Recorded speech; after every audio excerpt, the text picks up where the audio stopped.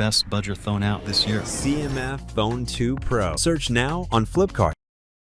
India versus Pakistan. It's back, it is happening, and it could be possibly the first of 3 back-to-back Sundays where these rivals collide. Of course, they've never met in an Asia Cup final, so whether or not it is 3 back-to-back remains to be seen. That's still some way away, but for the time being, it is a Group A meeting in Dubai, which we set up on CMF by Nothing presents ESPN Cricinfo Timeout, where we are joined by Akash Chopra and Parvez Maharouf. Gentlemen, thank you for your time. Let us go to the distinctly neutral voice first in Parvez, because this, as much as it is one of the storied rivalries of cricket history, has worn quite a lopsided look over the last decade. It's quite a contrast to when you were playing, when oftentimes in the Asia Cup, India versus Pakistan was effectively the match to decide who meets Sri Lanka in the final. But things have changed. So how do you view this rivalry and its ebbs and flows? I think on a personal note, being an outsider, it's more than a game, isn't it? I think with the past and also what happened in the recent past, that'll give that bit of fire going into this game. And as far as how I see it, being a former player, just a simple message for the players who are going out there: just keep it simple. It's just a game. If you think too much, if you put too much pressure on you, I think that's where you're going to suffer. So being an outsider, I just want to watch a good game of cricket, simple as that. And as you said, there is a possibility of India-Pakistan meeting thrice, which I hope which will not happen, because I want Sri Lanka to play the finals. But I'm looking forward to it. And leading up to the tournament, I think Pakistan have been in good form, winning the Tri-Nation tournament involving Afghanistan and UAE, and looking at how they have stuck up their team playing against Oman. It just gives an indication how they're going to go. In the past, it's pace heavy, now it's spin heavy. So something definitely to look forward to. Akash, the climate in which this game is being played and the lead up to it is not something that can be entirely ignored. Of course, we focus on the cricket, but given the events, are the players under more pressure than usual just because of the surround sound and the opinions and takes on the outside, of which there are many? I think so. You cannot be completely tone deaf, and you cannot, however much you actually tell yourself, shut the noise, but can you actually do that completely? You're only human, and this is the world we inhabit, where social media noise and chorus is often really loud and can actually make you think twice about the things that you wouldn't otherwise. So players, I do feel for the players, very honestly. It's not their decision to make. Whether they play, they don't play, what happens, it is entirely out of their control. They have a job to do. If they represent their country and the country keeps calling that, or comes calling that this is a game that you need to play, and you put your best foot forward and you win that game. That's what India has done time and again, to the extent that you started this show by saying that it may be a rivalry, but it's lopsided. It's overrated, because it is India who's been hammering Pakistan every time they've met, almost every time rather. But now stakes are slightly different. Pakistan on one hand have gotten rid of their big stars. They've come with a big 18-member squad trying to chart a new course. I won't call it defeatist mindset, but they have less pressure now. They have less pressure that we are a new team. I mean, if you beat India, great. Outstanding. If you lose, the best were there and they still lost. India has no such luxury. India is supposed to win, and failure is not really an option. It's a great point Akash brings up. Pakistan have obviously taken a new direction coming into this Asia Cup. India too, after winning the World Cup last year, of course, are now without their 2 biggest stars of the last decade in Virat Kohli and Rohit Sharma. So in the absence of Kohli and Rohit and Babar and Rizwan, you actually have 2 sets of players where, if you take aside Bumrah and Shaheen Afridi and Haris Rauf, there are a lot of cricketers on the park for this game who've actually not had a lot of India-Pakistan experience. Does that potentially offer something new to this contest? Definitely think so. I think looking at the players, how they performed even in the first game, yes, relatively it was an easy win for India as well as Pakistan. But it's up to the youngsters to enjoy the atmosphere. I completely agree with Akash. These are paid athletes. You have a job to get it done. Go get it done. Don't think too much. It's rather easier said than done, but I'm pretty sure it'll be hard for them to concentrate and give their best at such high stake when the pressure is on and the entire world is watching. So being a player, I think it's keep it really simple, and I just want to see the next Virat, the next Babar or the next big thing coming out of it. India has so much potential going through, as well as Pakistan. When you take on paper, if you take one by one, I think India certainly have the right players, have the names, the big names who can or who are capable of making it big. Pakistan, yes, for a certain extent they do as well, but a lot to prove. And going into this game, I think certainly Pakistan will be underdogs. India is favourite, so less pressure on Pakistan. It's just a matter of going out there, enjoying the moment, enjoying the atmosphere, and make sure that you just play good cricket. So if they do it, I'm pretty sure they can give a good fight to India. Yeah, India do enter as favourites pretty much every time they play anyone, to be fair, these days. Yeah.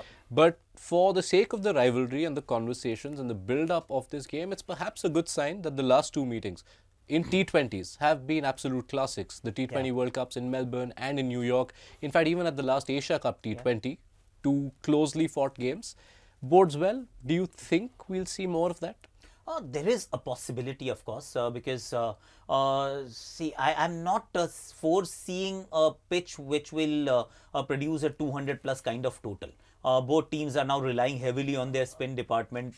We haven't seen the presence of deuce thus far, and if there is so much of spin to offer, that means there is some assistance on the surface. And T20 cricket is a lot about see the ball, hit ball, but that has to be assisted by a very good batting surface. If that's not the case, the shorter or rather the smaller the target, the closer the game. Correct. And all the games that you mentioned were not high scoring games. From New York to Melbourne, they were middling scores. That actually made it into thrillers. So this could be another one, to be honest. I just add one more thing. It used to be India's batting, Pakistan bowling. Yeah. I think now the stacks are a little bit high on the batting side also, on the Pakistan side, looking at how they have performed in the recent past. Not too long, the recent past. All right. So let's dive specifically into tactics now. And there were commonalities to the 11s both these sides put out on the park for the Asia Cup openers. Both sides went with one specialist seamer. India had Hardik Pandya and Shivam Dube, and Pakistan had Fahim Ashraf as additional seam support. Is there a case for a second specialist seamer for either side up first, Farviz? You know what? If I'm in the Pakistan think tank, if Pakistan bats first, the message for me for the batting side would be keep wickets in hand. Keep wickets in hand where you could hurt India at the death overs. Because Hardik, yes, he has done the job, but he's not consistent in the death overs. Yes, Jasprit probably will have a couple of overs in the death, but Hardik is not consistent. And bowling spinner in the death overs, if you have wickets, you're asking for a lot of pressure, and that's a lot of runs can be leaked also. So that would be my message. So maybe thinking of those options, a spinner will be ideal, but looking at how the pitch has behaved, it's just sticking onto the pitch. The ball is not skidding onto the bat. So I reckon the playing 11 would be the same, also considering both the sides have won the game. So why change a winning combination? For the scenario Farviz brings up of Pakistan potentially going towards the death with enough left in the tank, Varun Chakravarti as the death overs specialist, is it a possibility, or do you reckon there could be a safer route of picking an Arshdeep Singh? See, conditions apply actually only applies for the bowlers. I have yet to come across a game where a batter was dropped because conditions are not going to suit a certain batter. Even if you knew you won't drop him because he's got the runs, right? But bowlers, they tend to come with that asterisk conditions apply. So if conditions are going to be spin conducive, you'll have, of course, the spinners. Otherwise, you really have to scratch your head and make peace with the fact that the highest wicket taker for India in T20I is not finding a place in the playing 11. And it's not that India is going to play like 3 pacers and there is a third, whatever. You're talking about only 2. When was the last time teams actually go into a T20 game with only one spinner? Or rather one fast bowler. You need 2 fast bowlers to take care of the top and tail.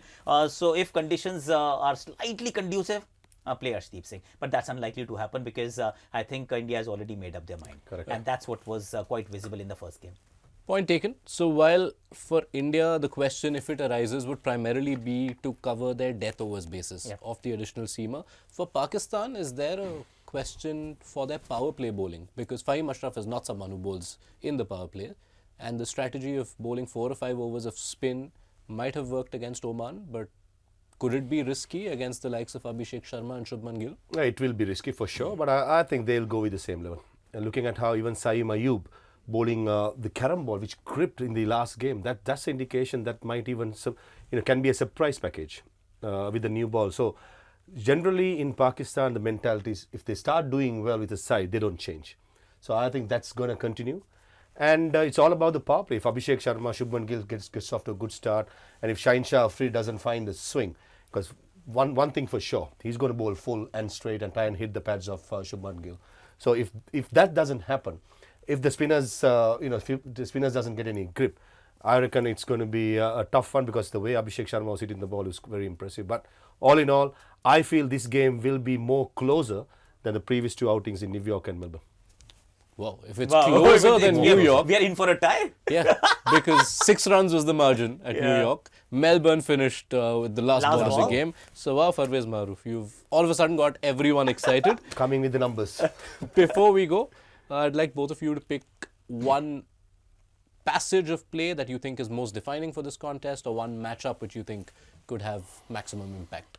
So for India, I think the 8 overs that Varun Chakravarti and Kuldeep Yadav are going to bowl.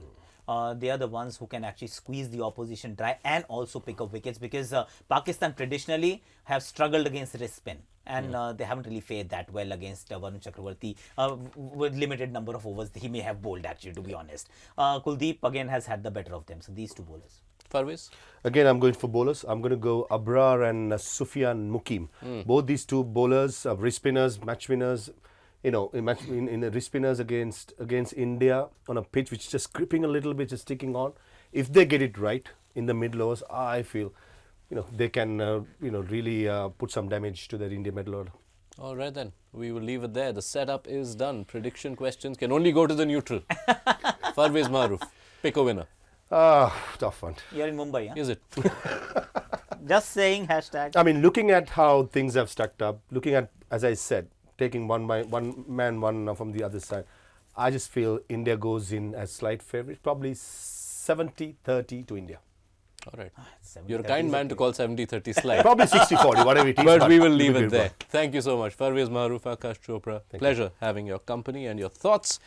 That's the setup done then. India versus Pakistan. Take 1 of possibly 2, maybe 3. Let's see where it goes in the Asia Cup.